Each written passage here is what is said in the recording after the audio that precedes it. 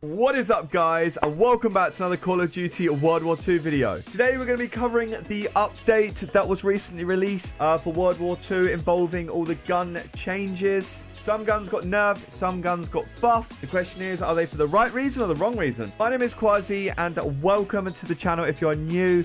If you are an existing subscriber, welcome back. The guns that are affected with the changes is the FG42, the grease gun, the Car 98, the Lee Enfield, the combat shotgun, and the sawn-off shotgun. Without any further ado, let's get involved and let's have a look at these changes. Oh, what is this guy looking at?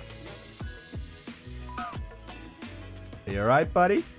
Bro, the targets are over there. So the first gun that's been changed and has actually been given a buff again is, as you can see in my hands, the FG42. So the FG42 has been given a slight recoil buff and has also been given a slight fire rate buff. So I think the gun has actually been reverted back to what it was prior to the previous update, which kind of makes me think, why did they even nerf it in the first place? They probably gave this a buff because they probably felt that they nerfed it too much to the point where the bar certainly became, you know, the strongest assault rifle in the game. I mean, as you can see, there's virtually no recoil to it. And anyways, moving on to the grease gun. So with this weapon, they've adjusted the recoil to give players a little bit more control when shooting. And also it's been given an ADS transition time buff. Now that obviously means that you're able to aim in slightly quicker than you were before. Oh my God, look, I'm an animal. Can I just point out how ugly this skin is, by the way? This Roxy skin. It looks like it's been left outside for about the last 300 years. Now, for shotguns, I couldn't be more happier that they've given these a little bit of a nerf. I don't know about you guys, but I honestly felt like that every single opponent I was dying to was using a shotgun. It's actually got a little bit ridiculous. So they have given this shotgun a nerf by reducing the max damage range on it. It's still got a little bit more of a buff than it did have at launch of the game. But honestly, I couldn't be happier that this gun has been nerfed a little bit because I did felt that it was getting overused. I mean, a lot of the maps are generally quite small anyway. So I felt like that this gun was just, it was so strong. It was too powerful and just too overused.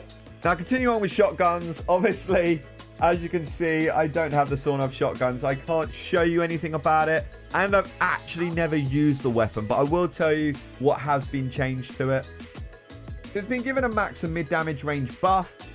Which means that obviously, you know, you can probably kill them from slightly a little bit further away. It's a little bit stronger of a weapon. It's also been given a buff to the number of pellets to kill. The reload time has obviously been given a buff, so it reloads a little bit quicker. So for anyone that uses the shotgun, they're going to be delightful with that. It's also been given a hip spread nerf. So that means trying to hip fire the weapon is probably going to be a little bit tougher, certainly with enemies a little bit further away.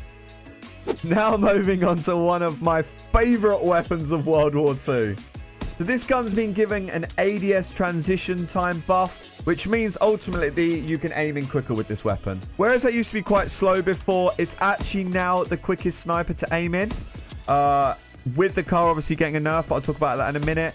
But it is now quicker by 1 frame, I think it is. Quicker than the Springfield and also quicker than the car. But whether that means it will still be a hit marker machine, because for me it's always been a hit marker machine. We're going to obviously have to try it out and test it, give it another little chance. But it's good to see that maybe the Lee Enfield is going to be usable again. Well, certainly for me.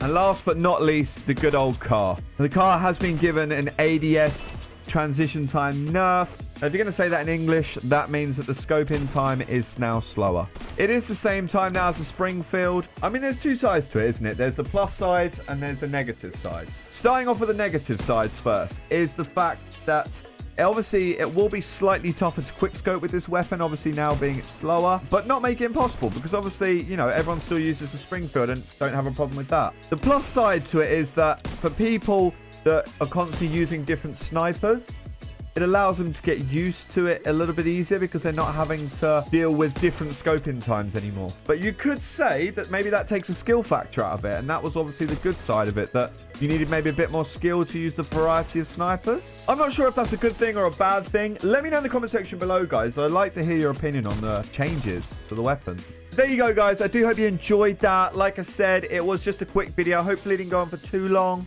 Basically, just want to give you guys a little bit of an update of the situation with the new weapon changes. If you did enjoy the video, guys, and it helped, make sure to leave it a like, because it really does help the channel to grow. If you guys are new and you haven't subscribed to the channel, make sure to do so, as I do bring out daily content about Call of Duty and also Fortnite. Recently, I've enjoyed playing that, so if you enjoy Fortnite, also that's another reason to leave a sub. Like I said, guys, I do hope you enjoyed that. Thank you so much for watching again, and I'll see you guys tomorrow for another video. Have a nice day.